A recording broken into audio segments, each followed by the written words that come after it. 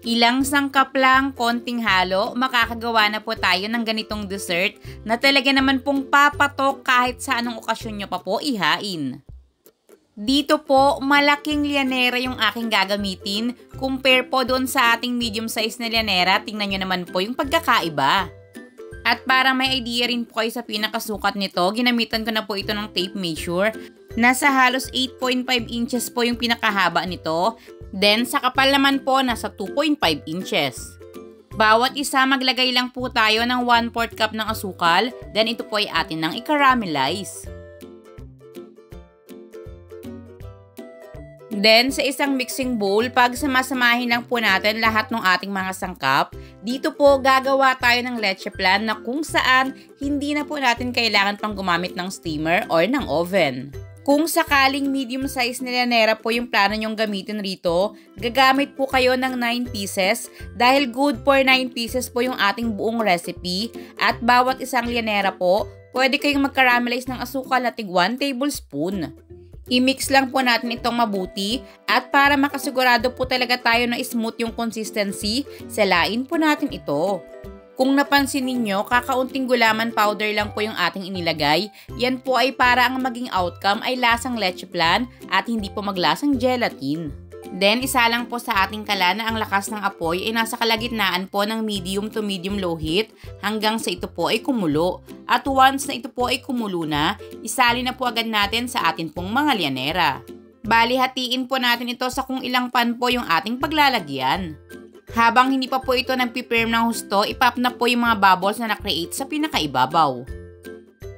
Gawa naman po tayo ngayon ng talagang gulaman talaga. Dito po, 3 sangkap lang yung ating gagamitin. Once na mix na po natin itong mabuti, isa lang na po sa ating kala na ang lakas naman ng apoy ay medium-high heat hanggang sa ito po ay tuluyan ng kumulo. Then, isali na po natin ito. Sa akin po, hinati ko ito sa 3 dahil 3 kulay po yung aking gagawin. Depende na po ito sa inyong preference. Habang mainit pa po ito at hindi pa po fully set, maglagay na po tayo ng food coloring. Dito po, pwede kayong gumamit ng powder na tulad ng gamit ko. Pwede rin po yung gel or liquid food coloring. Then, palamigin at hayaang mag-firm. Kahit hindi nyo pa po ito ipasok sa inyong fridge, magsiset po ito. Kapag tuluyan na po itong nag-set, hiwain sa laki na gusto natin. Kung mas maliliit na lalagyan, dapat po mas maliliit na hiwa. Pero dahil nga po medyo malaki yung paglalagyan ko, kaya medyo malalaki rin po yung hiwa ko sa gulaman. Fully set na po yung ating leche flan, ilagay na po natin yung ating mga gulaman. Huwag nyo po itong pakapunuan pa dahil mamaya habang naglalagay po tayo ng ating cream mixture, magdadagdag pa po tayo nito. I-set aside po muna uli natin ito dahil gagawin naman po natin yung atin nga pong cream mixture. Pag samasamahin lang po uli yung ating mga sangkap, then isasalang po uli natin ito sa ating kalan na ang lakas ng apoy ay nasa kalagitnaan po uli ng medium to medium low heat. Kapag po kasi may gatas yung ating recipe at nilakasan nyo po ng husto yung apoy ng inyong kalan, possible po itong mag-curdle, hindi po magandang tingnan yung pinakamagiging outcome. Para makasigurado na maging smooth po talaga yung consistency nito, pwede nyo po muna itong salain. Then dito po, hindi na po natin ito pakukuluin pa ng gusto. Nag-uumpisa pa lang pong kumulo, papatayin na po natin yung apoy sa ating kalan. Nang sa ganon, hindi po agad ito mag-set at may time pa po tayo habang dahan-dahan po natin itong nilalagay doon po sa ating mga lianera. Tingnan nyo po ngayon yung aking ginagawa. Habang binubuhos ko po ito, pinapadaan ko po ito sa kutsara. Nang sa ganon, hindi po direkta yung init doon po sa ating leche flan at sa mga gulaman. Ito rin po yung sinasabi ko sa inyo na after po nating maglagay ng kaunting cream mixture, magdadagdag pa po tayo ng gulaman. Dapat po medyo mabilis yung kilos natin dito dahil nga po magsiset pa rin po itong ating cream mixture.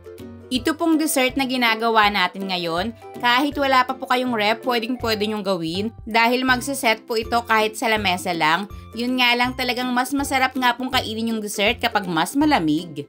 Pinapop lang din po ulit natin yung ilang bubbles na nasa pinakaibabaw.